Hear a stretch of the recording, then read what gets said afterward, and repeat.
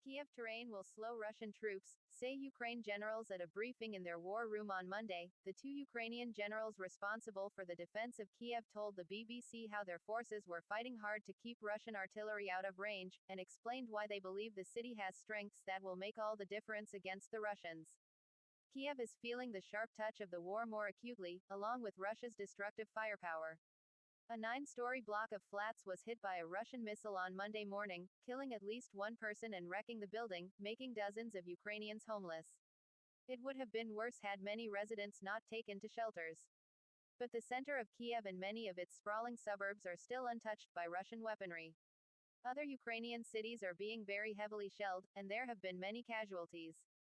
Kyiv's remaining citizens, perhaps half, have moved to western Ukraine or left the country, or facing the possibility that the same brutal experience lies ahead for them.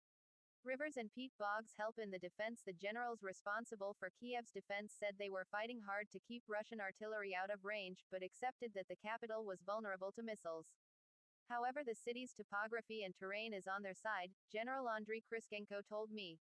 The city is big and sprawling.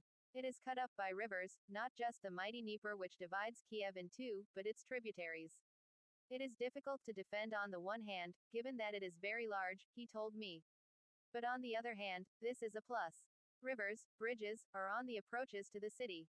Our troops are building defenses and fortifications. Around the city there are many small rivers that flow into the Dnieper, and there are many peat bogs, so that means the area is not suitable for large-scale movement of troops. Gen Kryschenko, who is also a deputy mayor, was wearing the same kind of informal outfit in army green that his President Volodymyr Zelensky has worn to rally his people, impress his allies and infuriate his enemies. The general also exuded the president's optimism.